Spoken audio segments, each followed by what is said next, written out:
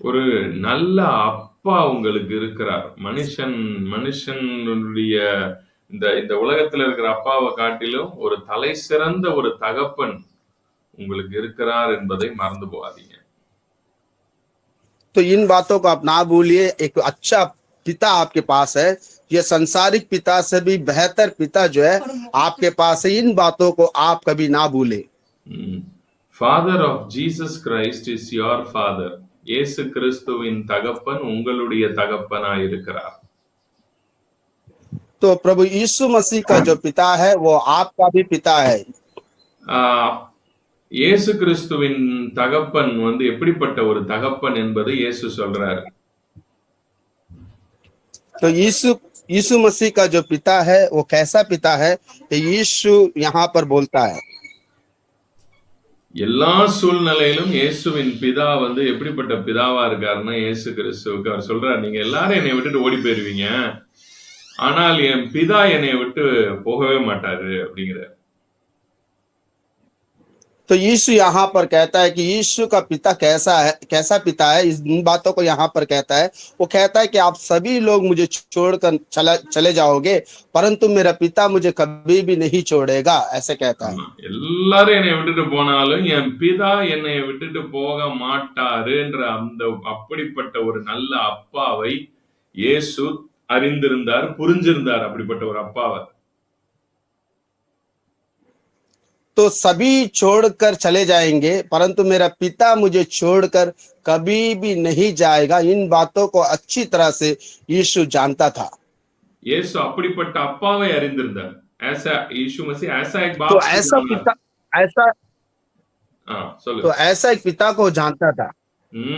எப்பவுமே தன்னை விட்டுட்டு போகாத ஒரு அப்பாவை இயேசு தன் அப்பாவாக அறிந்திருந்தார். என் அப்பா அப்படி எப்படிப்பட்டவரு அப்படிங்கிறத இயேசு நல்லா புரிஞ்சிருந்தார். तो यीशु मसीह को ये बातों में अच्छी समझ थे कि उसका पिता कौन है और कैसा है। उसका पिता कभी भी उसे छोड़कर नहीं जाएगा। इन बातों को यीशु अच्छी तरह से जानता था।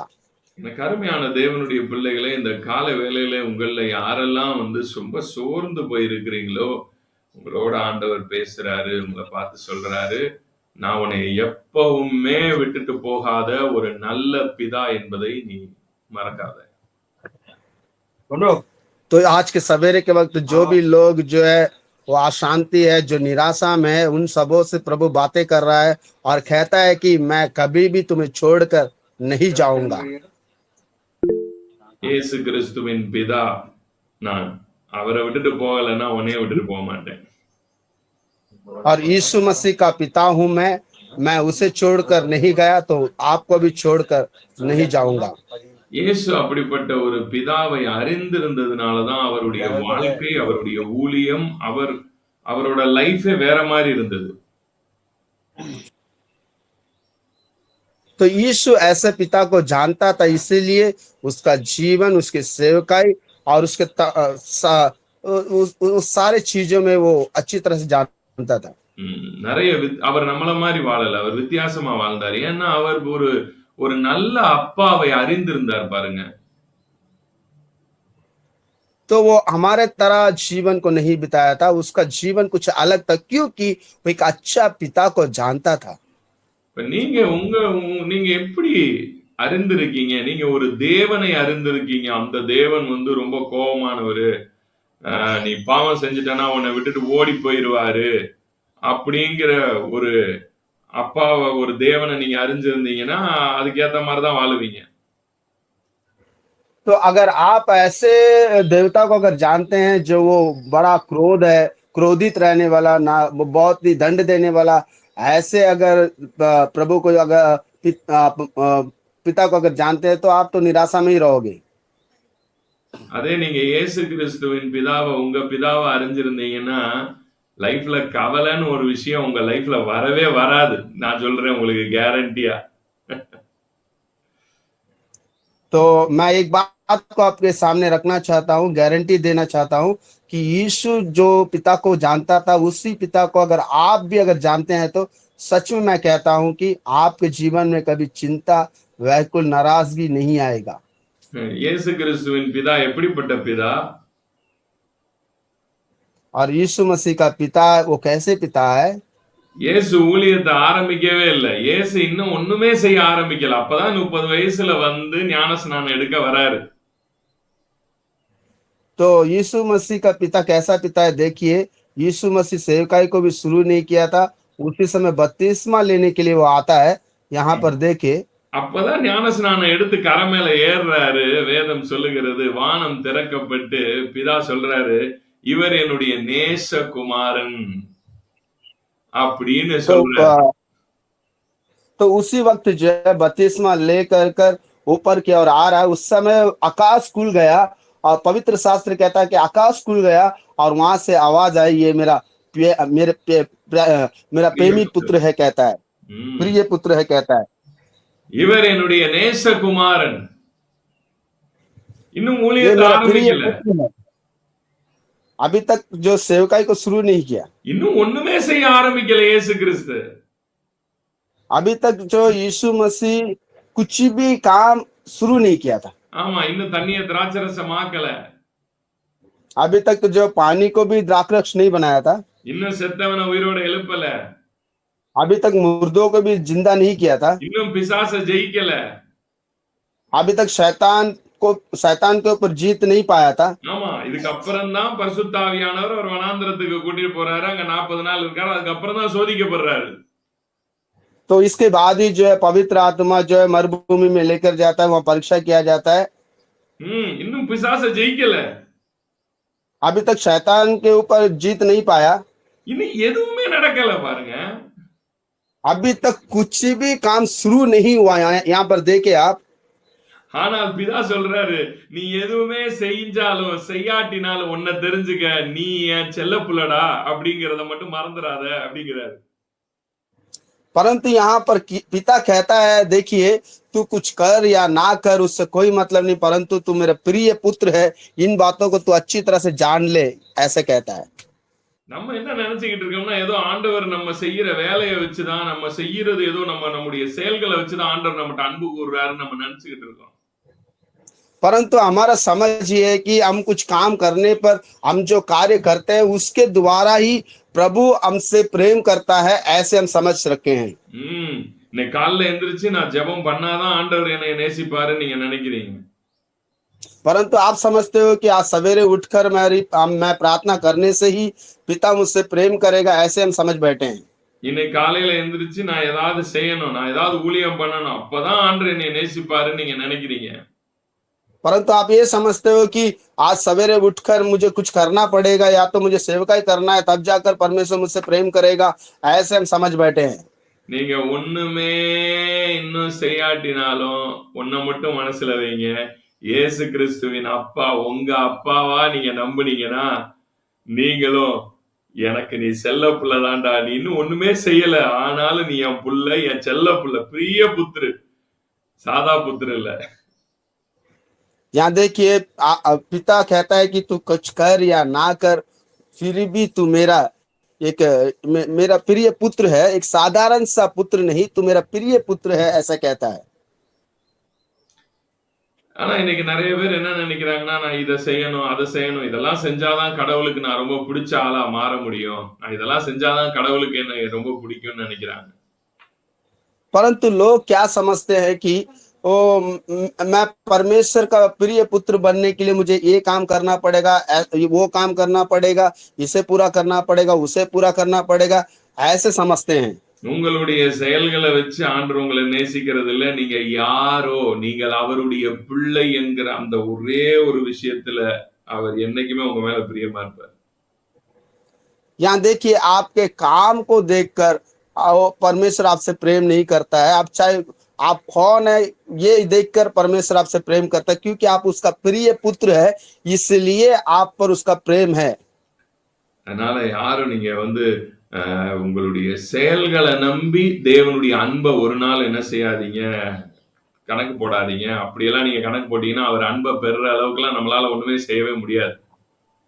इसीलिए आप जो है अपने काम को रखकर परमेश्वर के प्रेम को पाने की इच्छा ना करें।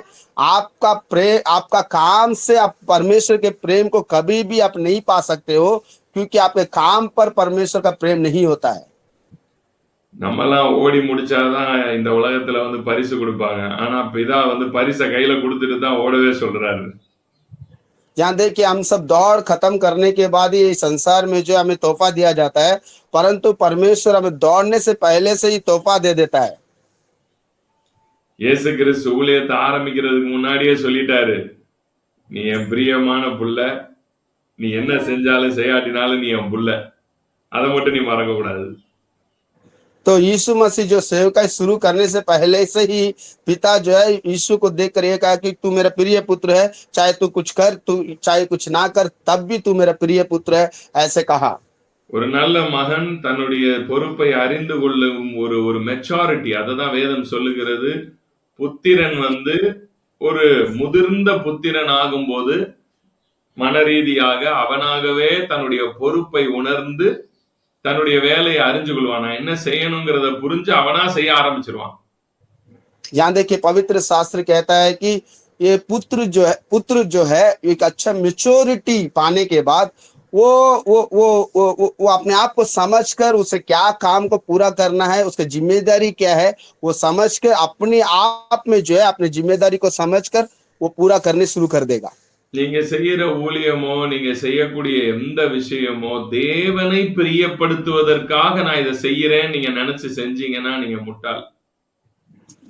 आप जो कुछ भी सेवकाई करते हो और जो कुछ भी काम करते हो, अगर आप ऐसे सोचकर इस सेवकाई को और काम को अगर करते हैं तो आप मूर्ख है, क्योंकि आप ये या ना सोच के काम को करें कि परमेश्वर मेरे काम को पाने देखकर के लिए मैं सेवकाई को कर रहा हूं. देखकर खुश हो जाना है। நான் தேவனுடைய அன்பை பெறுவதற்காக இந்த வேலையெல்லாம் நான் செய்யறேன், இந்த ஊழியத்தை செய்யறேன் பிரதர். அப்பதான் தேவன் என்னை நேசிப்பார் பிரதர். मैं ये सारे काम इसलिए करता हूँ कि परमेश्वर मेरे काम को देखकर खुश हो जाना, मुझसे प्रेम करना, इसलिए मैं इस काम को करता हूँ। अगर आप ऐसे बोलते हो तो गलत है आप। நான் ஒரு நாளும் என்னைய பத்தி நான் சொல்றேன், ஆண்டவர் என்னை நேசிக்கணுங்கிறதுக்காக நான் ஊழியம் செய்யவும் இல்லை, ஆண்டவர் என்னை நேசிக்கணுங்கிறதுக்காக நான் இதெல்லாம் பண்ணவே இல்லை. நான் என்ன பண்றேன்னா அதை ஏன் பண்றேன்னா, நான் ஒரு மகன், என்னுடைய அப்பா உடைய நிலம் இது என்னுடைய நிலம், என் அப்பாவோடதுன்னா அது என்னோடது. சோ அப்ப நான் இதெல்லாம் செய்யறேன் அப்படின்னா நான் செய்யறேன், அவ்வளவுதான். என் அப்பா என்னை நேசிக்கிறது நான் செய்யற வேலையை வச்சு இல்ல, அவருக்கு நான் புள்ளன்றதுனால.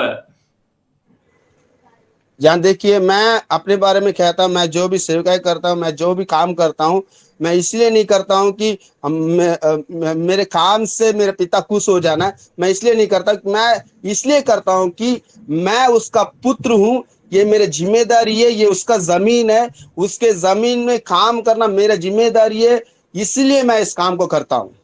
எப்ப வரைக்கும் நீங்க அன்பை சம்பாதிப்பதற்காக நீங்கள் வேலை செய்கிறீர்களோ அப்ப வரைக்கும் நீங்க இன்னும் புத்திரனுடைய மனநிலைக்கு வரல, இன்னும் வேலைக்காரனுடைய மனநிலையில தான் இருக்கீங்க. अब जब तक जो है प्रेम को कमाने के लिए काम को करते हो, तब तक जो है आप जो पुत्र के मानसिकता में नहीं आए, आप जो है दास के मानसिकता में है। ஒரு நாளும் என்னுடைய அன்பை பெறுவதற்காக என் பிள்ளைங்க எதுவுமே செய்யறதே கிடையாது. तो एक दिन भी मेरे बच्चे ऐसा नहीं है कि मेरे प्रेम को पाने के लिए वो लोग कुछ काम करते हैं, ऐसा नहीं है। இப்ப எனக்கு 2 பிள்ளைங்க இருக்கிறாங்க, அவங்க என்ன பண்றாங்கன்றதுக்காக நான் அவங்களை நேசிக்கிறேன் சொல்லுங்க. இப்ப அவங்க எனக்கு என்ன பண்றாங்க, அவங்களால எனக்கு என்ன கிடைக்குதுங்கிறதுனால நான் அவங்க 2 பேரையும் நேசிக்கிறேன். यहाँ देखिए अभी मेरा दो बेटे हैं, वो दोनों बेटे मुझे क्या देते हैं जो मैं उनसे प्रेम करता हूँ, वो लोग क्या करते हैं जो मैं उनसे प्रेम रखता हूँ। நீங்க உங்களையே சொல்லுங்களேன், நீங்க உங்க பிள்ளைங்களை எடுத்துக்கங்க. உங்க பிள்ளைங்க உங்களுக்கு என்ன பண்றாங்க இப்பன்றதுனால நீங்க அவங்களுக்காக எல்லாம் பண்ணிட்டு இருக்கீங்க. காலைல எந்திரிச்சு அவங்களுக்காக சமைச்சு, அவங்களுக்கு டிஃபன் பாக்ஸ்ல வச்சு, வாயிலையும் ஊட்டி விட்டு, புள்ள சாப்பிடாம போயிடக்கூடாது அப்படின்னு சொல்லி பிடிச்சு வச்சு அவன் வாயில ஊட்டி சாப்பாடை வச்சு அமுக்கி வேணாம்னாலும் காலையில எந்திரிச்சு நமக்கு டீ போட்டு 3 ரோசஸ் பாக்கெட் வாங்கி டீ போட்டுக்கிறோம், பிள்ளைகளுக்கு ஹார்லிக்ஸும் பூஸ்ட் வாங்கி கலந்து கொடுக்குறோம். எதுக்கு? அவங்க நமக்கு ஏதாவது பண்றதுனாலயா? यहाँ देखिए, आप खुद अपने आप में सोच कर देखिए, आपके बच्चे से आप क्यों प्रेम करते हो? क्यों सवेरे उठकर उसके लिए वो नाश्ता बनाते हो, उसके लिए बूस्ट बनाते हो, वो बच्चा को भोजन खिलाते हो, वो बच्चा भूखा नहीं जाना बोलकर आप नाश्ता तैयार करते हो, उसे खिला कर, उसे वस्त्र पहना कर, आप क्यों ये सारे काम करते हो? क्यों आपका बेटा आपके लिए कुछ करेगा ऐसे सोच कर करते हैं क्या? ம்? கிடையாது. नहीं, ऐसा नहीं है। அப்ப நாமளே இப்படி இல்ல அப்படின்னா, அந்த அப்பா எப்படி அப்படி நேசிப்பாரு? நம்முடைய கிரியைகள வச்சு நம்மள நேசிக்கிற ஒரு அப்பாவா அவரு? ये देखिए, हम ऐसा नहीं है तो हमारे पिता कैसे ऐसा हो सकता है? हम जो हमारे बच्चे कुछ काम करने के कारण प्रेम नहीं रखते हैं, तो पिता कैसे हमारे काम को देखकर हमसे प्रेम करेगा? ஒரு நாளும் உங்களுடைய கிரியைகளை வைத்து உங்களை நேசிக்கிற ஒரு தேவன், ஒரு அப்பா அவர் இல்லை. एक दिन भी ऐसा नहीं है कि वो आपको काम को देखकर, आपकी क्रियाओं को देखकर आपसे प्रेम करता है, ऐसा वो नहीं है। இயேசு கிறிஸ்துவின் தகப்பனை உங்கள் தகப்பனாக நீங்கள் அறிந்திருப்பீர்கள் என்று சொன்னால், நல்லா புரிஞ்சு கொள்ளுங்க. நீங்க எப்பவுமே அதாவது இன்னைக்கு காலையில நான் எந்திரிக்கிறேன், என்னுடைய வேலையில எப்பவுமே ஒண்ண தெரிஞ்சுக்கங்க. அவர் என்னை எப்பவுமே நேசிக்கிறாரு. நான் நான் வந்து இப்படி இருந்தாதான், அப்படி இருந்தாதான்லாம் கிடையவே கிடையாது. நான் எப்படி இருந்தாலும் என்னை நேசிக்கிற ஒரு அப்பா எனக்கு இருக்கிறாருங்கிறத முதல்ல புரிஞ்சுக்கங்க. पहले ये बात को समझ जाइए, आप चाहे कैसा भी हो, आपसे पिता प्रेम करता है। चाहे वो पिता ऐसा नहीं कि आप ऐसा होने से प्रेम करेगा, ऐसा होने से प्रेम नहीं करेगा, ऐसा कुछ भी नहीं। आप चाहे कैसा भी हो, जैसा जैसे आप है वैसे ही होने पर भी आपसे वो प्रेम करता है। எத்தனை பேருக்கு நான் பேசுறது நல்லா புரியுது? आप में से कितने लोगों को मेरे बातें समझ में आ रहा है? ம். He loves you without anything. அதாவது உங்கள நீங்க யாரு என்னன்றதெல்லாம் அப்பாற்பட்டு உங்கள அப்படியே மனமாற உருகி உருகி லவ் பண்ற, காதலிக்கிற, உங்க மேல அன்ப கொட்டுற ஒரு நல்ல தகப்பன், இயேசு கிறிஸ்துவின் தகப்பன், உங்கள் தகப்பன் என்பதை நீங்கள் அறிஞ்சு புரிஞ்சு வாழும்போது ஒரு விடுதலையான வாழ்க்கை வாழ்வீங்க. இல்லைன்னா ஐயோ இன்னைக்கு காலையில இதை செய்யலையே, ஐயோ இன்னைக்கு அதை செய்யலையே, ஐயோ இந்த ஊழியத்துக்கு போலையே, இந்த ஜெபத்தை பண்ணலையே, அந்த ஜெபம் அந்த ஊழியம் எல்லாமே எதையோ ஒன்ன வாங்குறதுக்காக, அதாவது ஒரு வேலைக்காரன் மாதிரி பண்ண ஆரம்பிச்சிட்டீங்கன்னு வைங்களேன், நீங்க தப்பான ட்ராக்ல போயிட்டு இருக்கீங்கன்னு அர்த்தம்.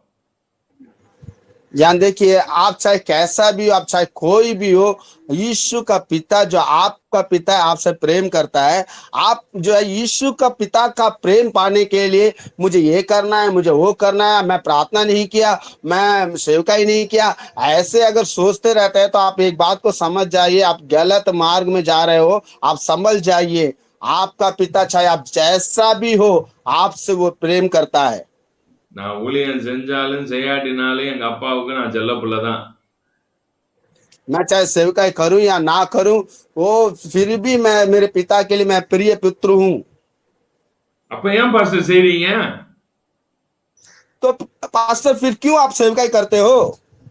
எவ்வளவோ எதிர்ப்புகள் வருது, எத்தனையோ சவால்களை சந்திக்கிறோம், எத்தனையோ மனிதர்களுடைய பேச்சுக்களை சகிக்க வேண்டியது இருக்கு. இதெல்லாம் தாங்கி ஏன் பாஸ்டர் அப்ப ஏன் பாஸ்டர் இதெல்லாம் செய்றீங்க? तो पास्टर फिर सेवकाई आप क्यों करते हो? कितना चुनौती आता है, कितना मनुष्य विरोध करते हैं, कितना मनुष्य से दुश्मनी मुंह मोड़ लेते हैं, ये कितना परेशानी है, कितना दुख है, वो कितना तकलीफ है, कितना बोझ है, फिर क्यों ये सेवकाई को आप करते हो? அவர்ட்ட அவர்ட்ட இருந்து பரிசு வாங்குறதுக்கு இல்ல, என் அப்பாவோட நிலம் இது, இது என் வீடு, இது என்னோடது, இது எல்லாமே அப்படிலாம் விட்டுற முடியாது என்னோடத. இதுதான் மெச்சோர்டு சன்னோட ஒரு முதிர்ந்த புத்திரனுடைய மனநிலையில இருந்து நடக்கிற ஊழியம். यहाँ देखिए, उनसे तोहफा पाने के लिए मैं ये इस काम को नहीं करता हूँ, क्योंकि ये मेरा भूमि है। ओ ये मेरा है सब कुछ, इस पृथ्वी में जो कुछ है सब मेरा है। मेरा पिता से प्रेम पाने के लिए मैं नहीं करता, ये मेरा है, इसलिए इस काम को मैं कर रहा हूँ। சோ நீங்களும் அப்படிப்பட்ட ஒரு அப்பாவை நீங்க புரிஞ்சுக்கோங்க. ஜீசஸ் கிரைஸ்டோட ஃபாதர் உங்க ஃபாதரா இருக்கும்போது நீங்க எப்பவுமே தனிமையா உணர முடியாது. तो यीशु मसीह का जो पिता है वो आपका पिता है, इसीलिए आप जो है आपके अंदर अकेलापन कभी भी महसूस ना करें। எந்த சூழ்நிலையிலையும் கைவிடப்பட்டவங்களா உங்களை உணர முடியாது. आप कोई भी परिस्थिति में आपको छोड़ दिया, आप अकेले हैं, ऐसा ना सोचे। இயேசு கிறிஸ்துவின் பிதா இயேசு கிறிஸ்துவை எந்த நேரத்திலையும் கைவிடல. और यीशु मसीह का पिता और यीशु मसीह कोई भी समय उसे नहीं छोड़ा, साथ நிறைய नहीं छोड़ा। நிறைய பேர் சொல்லுவாங்க, பாஸ்டர் அப்படி பார்த்தா அப்ப சிலுவையில இயேசு கிறிஸ்துவ பிதா வந்து எல்லா பாவத்தையும் அவர் மேல போட்டுட்டு இயேசு கிறிஸ்து ஒதுங்கிட்டாரே, तो பிதா ऐसा है तो ஒதுங்கிட்டாரே. ம். पास्टर बात यह है कि क्रूस पर यीशु मसीह सारे पाप को उस पर डालकर वो अलग हो गया। அது தப்பான ஒரு உபதேசம். वो एक गलत जो शिक्षा है वो। இயேசு கிறிஸ்துவின் பிதா ஒரு நாளும் இயேசு கிறிஸ்துவை விட்டு விலகி போகவே முடியாது, போகவும் மாட்டாரு, போகவும் இல்ல. और यीशु मसीह का पिता जो है कभी भी उसे छोड़ नहीं सकता और नहीं छोड़ा, छोड़कर जा भी नहीं सकता। சிலுவையில இருக்கும்போது அந்த பிதா ஒருவேளை இயேசுவை விட்டு விலகி போயிட்டாருன்னா நான் சொல்றேன், அவர் இத்தனை வருஷம் அவர் கூட இருந்ததுக்கு அர்த்தமே இல்லாம போயிரும். அப்புறம் சிலுவையில अगर இருக்கும் क्रूस போதுதானே में, கூட இருக்கணும். तो याद देखिए यीशु का पिता जो है, जब यीशु मसीह क्रूस में था उस समय अगर यीशु का पिता जो यीशु को छोड़कर अगर चला गया तो उससे कोई मतलब ही नहीं है। इतना साल उसके संग था और क्रूस पर आने के समय पिता अगर छोड़कर चला जाए तो कोई मतलब ही नहीं है, क्योंकि क्रूस में जब यीशु था उस समय ही जो है पिता यीशु के साथ रहना था। நல்லா யோசிச்சு பாருங்க, இந்த உலகத்துல மனுஷனே அதான் சொல்றான், நல்ல காலத்துல தான் கூட இருக்கான், இந்த காலத்துல நம்மளை விட்டு ஓடிடுறான்றோம். அதே மாதிரியே பிதாவும் இயேசு கிறிஸ்து சிலுவையில இருக்கும்போது அவர் உலகத்தின் பாவத்தை எல்லாம் தாமேல சுமந்துகிட்டு அந்த நேரத்துல அப்படி தொங்கும் போது தபக்கடின்னு ஐயோ நீ எல்லா பாவத்தையும் உண்மை வாங்கிட்ட நான் போறேன்பான்னு ஓடி போயிட்டாருன்னா அப்புறம் என்ன அப்பா அவரு? அப்படி ஒரு அப்பா எனக்கும் தேவையில்லையே. यहाँ देखिए बात को थोड़ा सोचिए, और संसार के सारे पापों को यीशु ने अपने ऊपर ले लिया। उस समय अगर पिता ये कहकर अरे तू सारे पाप तुम ले लिया, मैं तुझे छोड़कर चला जाता हूँ, ऐसे अगर पिता अगर छोड़ के चला जाए, ऐसा पिता की तो कोई जरूरत भी नहीं है। அப்படிப்பட்ட ஒரு பிதாவை தான் இயேசு கிறிஸ்து இத்தனை வருஷம் அறிஞ்சு வச்சிருந்தாரா? உலகத்தின் तो ऐसा பாவத்தை पिता எல்லாம் நான் कोई, தூக்குற நேரம் என்னை விட்டுட்டு ஓடி போயிருவாரு எங்க அப்பான்னு அவர் அப்படிப்பட்ட ஒரு அப்பாவை தான் இத்தனை வருஷமா புரிஞ்சு நல்லவர் நல்லவர்னு சொல்லிட்டு தெரிஞ்சாரா? तो जो यीशु मसीह के ऐसे पिता को जान रखा था, जो पिता वो जो संसार के पापों को जो अपने ऊपर लेने के बाद जो छोड़कर चला जाएगा, उस पिता को जान रखा था क्या? वो उस पिता को ही भला परमेश्वर, भला पिता कहता था क्या? இதைத்தான் மனுஷனும் பண்றானே. ये तो मनुष्य भी करते हैं। இந்த உலகத்தின் எல்லாரும் நம்மளை பத்தி தப்பா பேசும்போது மனுஷன் கூட நம்ம கிட்ட வர்றதுக்கு பயப்படுறான், விட்டுட்டு ஓடி போயிடுறானே. இதே வேலையை தான் பிதாவும் பண்ணுவாருன்னா அப்ப அவருக்கு இவனுக்கு என்ன வித்தியாசம்? और ये संसार के लोग भी तो ऐसे ही करते हैं। सब जो हमें गलत बोलते हैं उस समय सभी हमें छोड़कर निकल जाते हैं। तो मनुष्य जैसे करता है वैसे ही अगर वो पिता भी करे तो फिर उस पिता की जरूरत क्या है हमको? எத்தனை பேருக்கு நான் பேசுறது புரியுது? आप में से कितने लोगों को मेरी बात समझ में आ रहा है?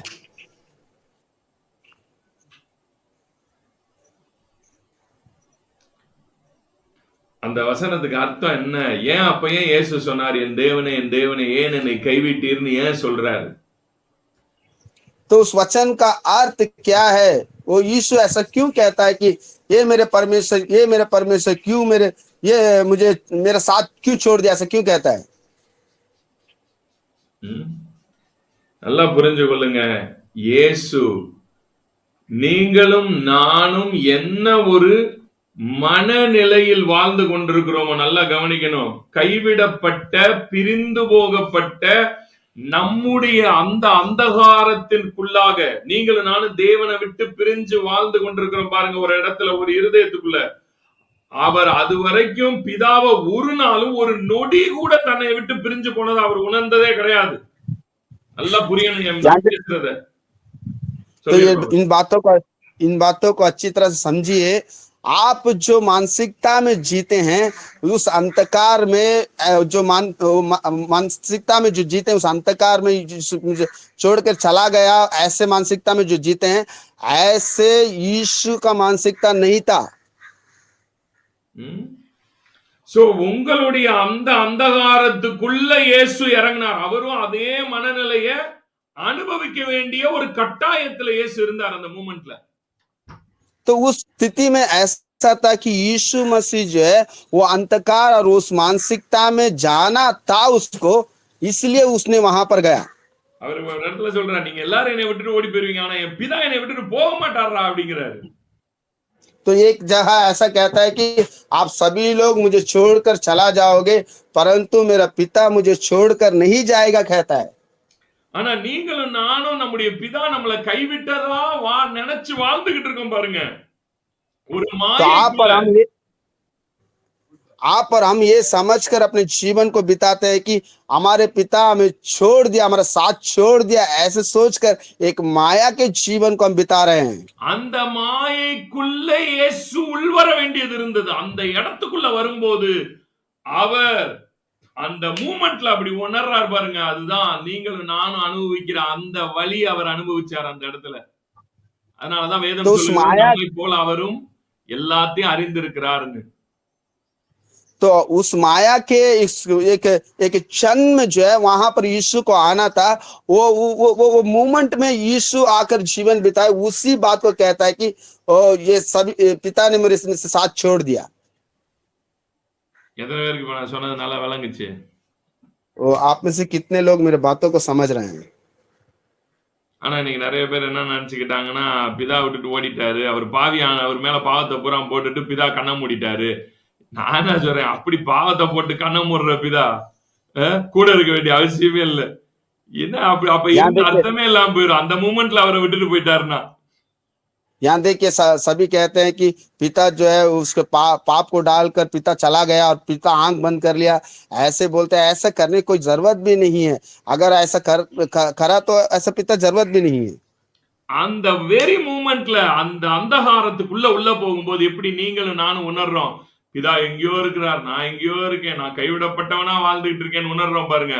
அந்த ஒரு மூமெண்ட்ல இயேசு அந்த ஒரு விஷயத்தை தனக்குள்ள அனுபவிக்கிறார். நீங்களும் நானும் வாழ்ற அந்த வாழ்க்கையை வாழ்றார்.